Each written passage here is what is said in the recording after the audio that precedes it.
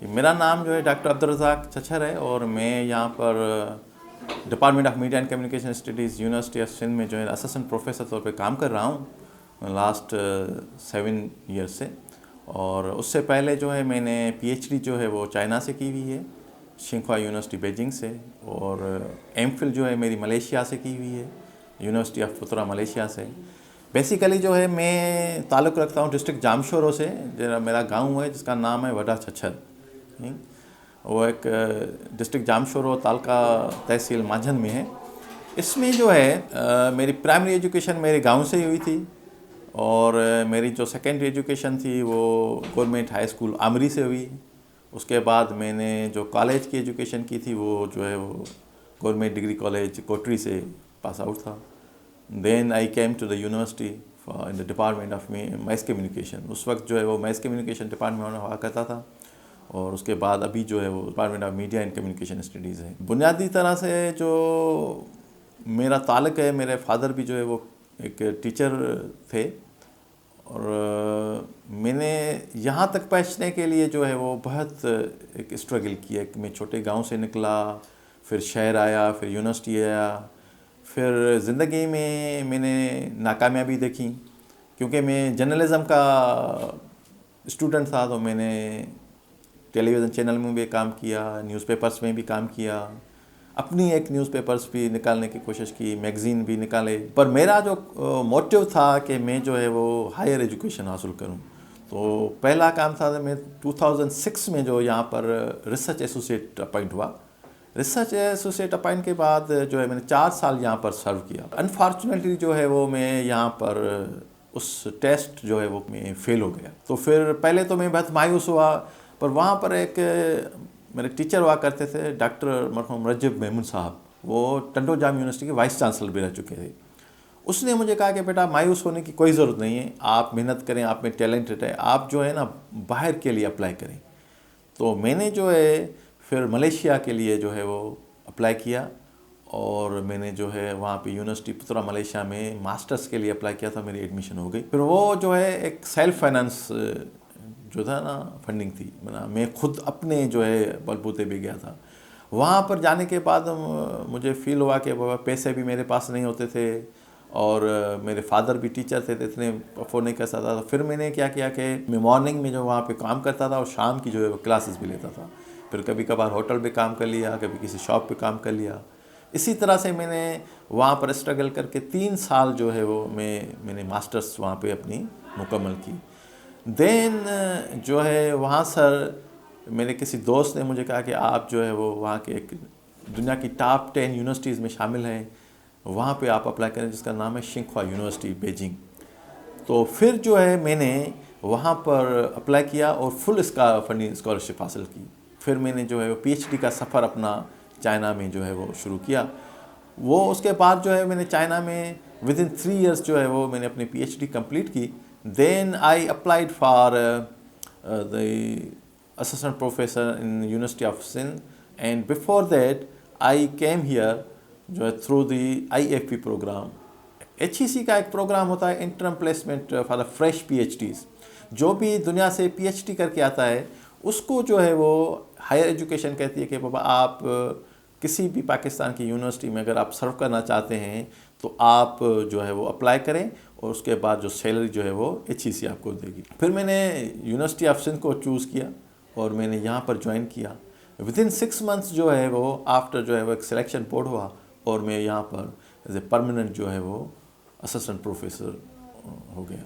میں M Phil بھی میں نے پروڈیوس کیے ہیں، اور میرے پاس پی ایچ ڈی کے اسٹوڈنٹس بھی ہیں، اور ماشاء اللہ سے بی ایس اور ایم اے کے اسٹوڈنٹس بھی یہاں پر جو ہوتے رہتے ہیں.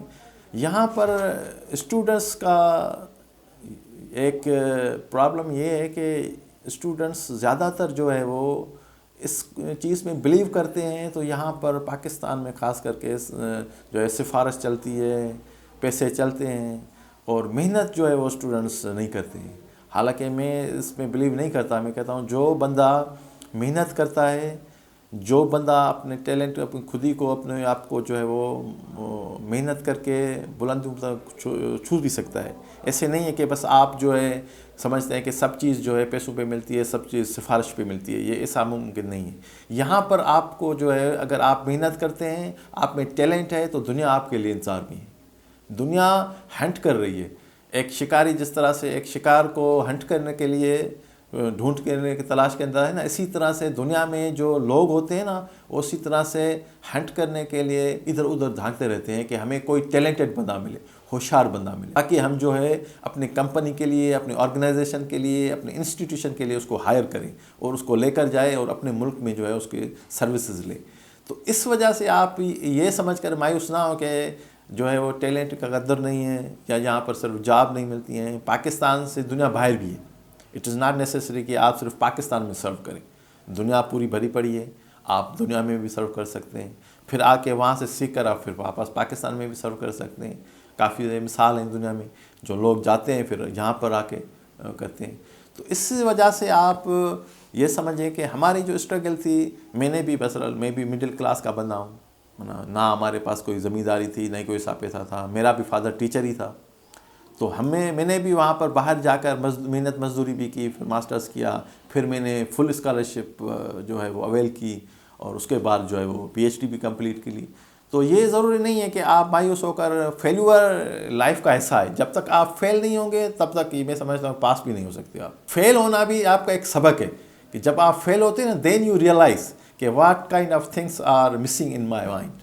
ٹھیک ہے, کون کون سی چیز جو ہے آپ میں مسنگ ہے, اس کو آپ فل کرنے کے لیے آپ پھر دوبارہ اٹھتے ہیں, دوبارہ محنت کرتے ہیں.